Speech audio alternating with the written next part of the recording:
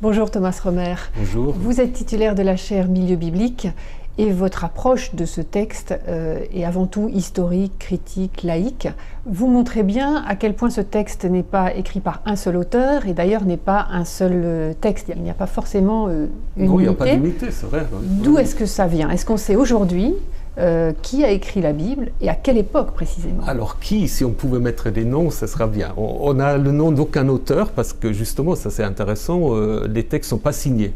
Il y a des textes de l'Antiquité qui sont signés, c'est tous des textes anonymes en fait. Et puis les auteurs, ou il faudrait plutôt dire des rédacteurs, parce qu'il n'y a pas vraiment à l'origine quelqu'un qui invente un texte, souvent ça vient des traditions orales. Donc on peut retracer ce chemin parce que là on a les méthodes, on peut comparer. Par contre, les noms des auteurs, nous ne les savons pas. Votre approche d'historien vous oblige en fait à resituer aussi le contexte et l'époque à laquelle ces textes ont été écrits. Ça, c'est important? C'est très important, c'est très important. Il ne faut pas avoir cette idée que la Bible est tombée du ciel, elle n'a pas été dictée d'un seul coup à Moïse ou à je ne sais pas qui. Justement, la Bible s'est constituée très lentement dans des situations historiques précises. On peut dire que ça commence grosso modo au 8e siècle avant l'ère chrétienne. C'est-à-dire, qu'est-ce qui se passe à ce moment-là? Alors à ce moment-là, vous avez deux royaumes. Vous avez le royaume d'Israël dans le nord, dont la capitale est Samarie, et pas Jérusalem, puisque Jérusalem, c'est la capitale d'un petit royaume qui s'appelle le royaume de Juda. Donc ce n'est pas encore le royaume d'Israël. Et à ce moment-là, ces deux royaumes se trouvent en fait sous domination assyrienne. C'est clair qu'il y a une sorte de réaction à cette présence assyrienne qui fait qu'on a les premières annales, qu'on a aussi des textes qui reprennent les lois assyriennes. On a des textes qui sont construits comme des traités de vassalité assyriens. Donc, d'une certaine manière, on peut même dire que ce sont les Assyriens qui sont à l'origine de la Bible. En quoi les manuscrits trouvés à Qumran en 1947 ont bouleversé en fait l'approche de la Bible, du texte? Parce qu'apparemment, sur le plan archéologique, c'était majeur cette découverte. Ah, mais tout à fait. Je pense que c'est une des plus grandes découvertes en sciences bibliques qu'on a eues. Parce qu'avant Qumran, en fait, on avait presque pas de manuscrits avant le Moyen-Âge. Donc, on n'avait aucune idée de la stabilité de la transmission du texte. Donc, à la limite, on pouvait être très radical en disant: on n'en sait rien, les textes bibliques, ils ont été inventés à partir de rien, 1er, 2e siècle, on n'en sait rien. Et puis Qumran a montré quand même qu'au 2e siècle, au moins avant l'ère chrétienne, il y avait une grande partie des textes, presque tous les textes bibliques sont présents à Qumran par des fragments, pas des rouleaux entiers.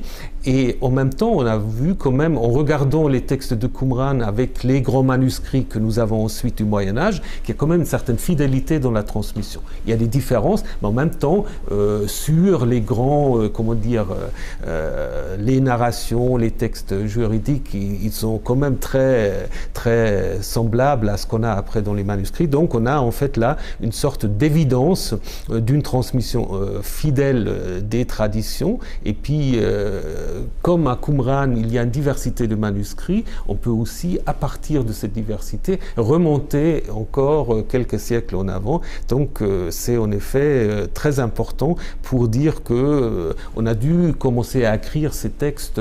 Disons, il y a toujours un peu des minimalistes et des maximalistes, mais pour les minimalistes, au moins je dirais au 6e, 5e siècle, moi je serais un peu au milieu, donc je dirais plutôt on peut aller encore plus loin jusqu'au 8e siècle pour certains textes.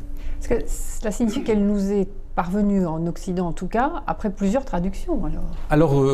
Ce que nous avons à Qumran, c'est des textes en hébreu. Donc là, nous pouvons être à peu près sûrs que c'est la langue originelle. Hein. C'est pas comme le Nouveau Testament où certains pensent que ça a été peut-être d'abord écrit en araméen. Donc pour la Bible, tout le monde est d'accord pour dire que c'était d'abord écrit en hébreu. Avec évidemment une différence qui est importante par rapport aux langues européennes. Ce qu'on écrit d'abord, c'est que des consonnes. On n'écrit pas des voyelles, c'est des alphabets où on ne marque pas des voyelles. Donc en fait, vous avez des mots, selon les vocalisations que vous mettez, qui peuvent en effet signifier des choses très différentes. Et donc le système de vocalisation qui veut en effet vraiment stabiliser le texte et donner une seule lecture possible, ça c'est intervenu beaucoup plus tard, jusqu'en fait dans les premiers siècles de l'ère chrétienne, et puis c'est en effet mis en place définitivement seulement au Moyen-Âge. Aujourd'hui, on tue au nom de Dieu. Et de fait, la Bible est quand même, nous présente un Dieu assez violent, destructeur. Donc comment on s'arrange? Tout à fait. Je pense qu'il ne faut pas s'arranger. Je pense qu'il ne faut pas s'arranger avec ça.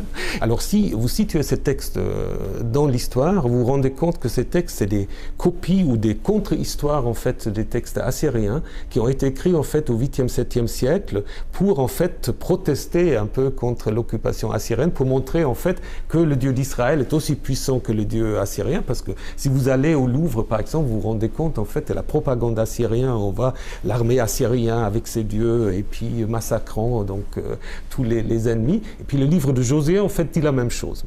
Il dit la même chose, mais un peu dans le sens de ce qu'on appelle aujourd'hui une contre-histoire, c'est-à-dire on reprend une histoire dominante et on la tourne en fait un peu contre le pouvoir dominant. Et ça, il faut le comprendre, parce qu'à ce moment-là, ça devient des textes, un peu des textes de résistance, mais qui étaient tout à fait compris par les contemporains. Mais si on les sort du contexte, ça peut donner des textes qui légitiment justement des guerres, l'apartheid et toutes sortes d'autres choses qu'on a fait, en effet, avec ces textes-là.